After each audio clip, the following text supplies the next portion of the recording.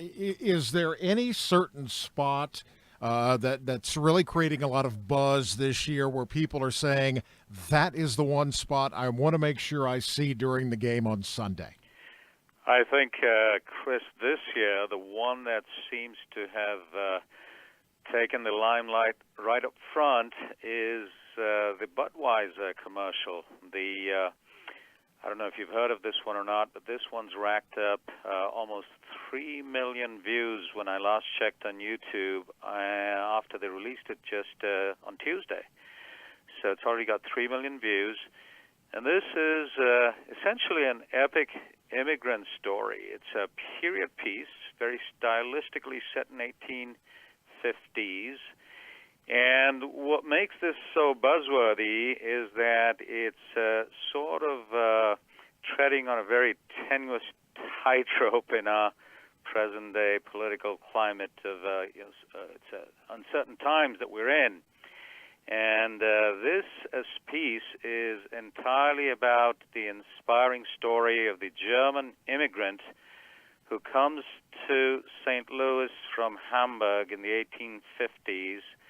And there are crowds shouting, go back home, we don't want you here. And he powers through, and at the end they show that he is indeed Adolphus Busch, who's now created the arguably, and not even arguably, clearly the most iconic American beer ever.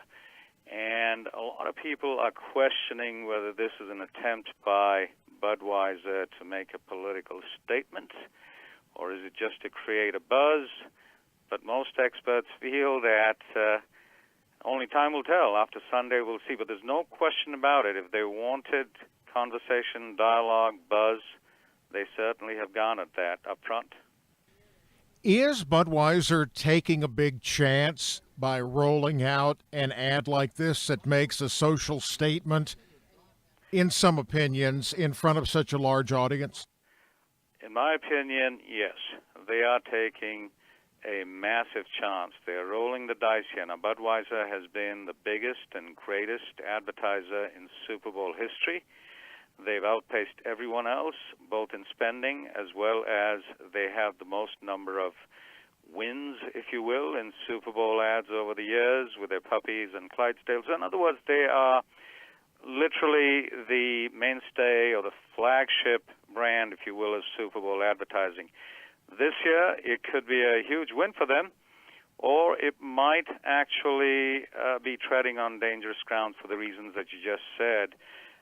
Because I would question whether it's prudent to, especially in these times when people seem to be already fairly provoked, the danger with an ad like this is you get 50% of the consumers entirely on your side because you resonate with them, but there's a danger that you also, if you get too political, you might also estrange or even rile the other 50% of your consumers. So that's always is that a risk worth taking? Now, Budweiser obviously thinks it is, and it may pay off, but we'll see Sunday onwards. In fact, already since it's been out on Tuesday with 3 million views, you can see all kinds of headlines, both from the liberal camp as well as the conservative camp trying to looking at the different aspects of this commercial and whether it's ill-timed or well-timed and so on and so forth.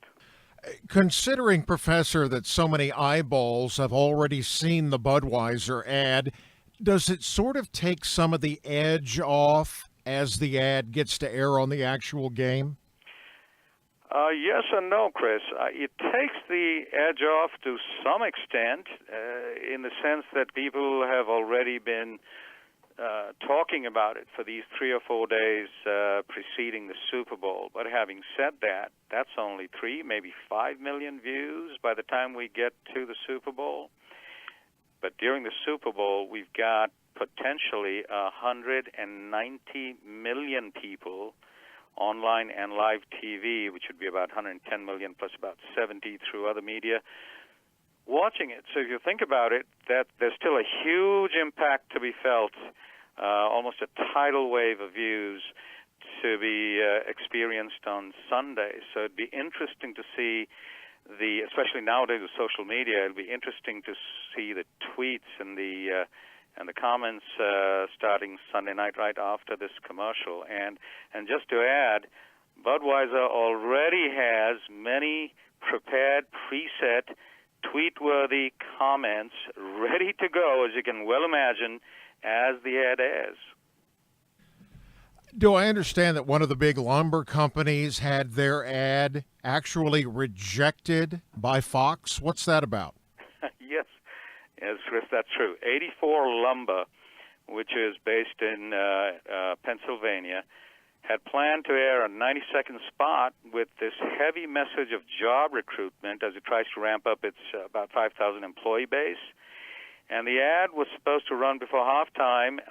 Fox has rejected the original ad because it included the somewhat questionable depiction of a border wall with immigrants trying to climb over it. You can well imagine that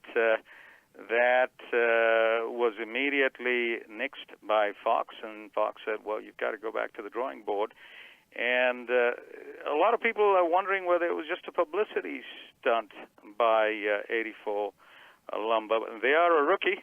They're first-time advertisers, and they will have an ad on Sunday, but as of yet, we don't know. They haven't released what the so-called new version or the edited version of the ad is.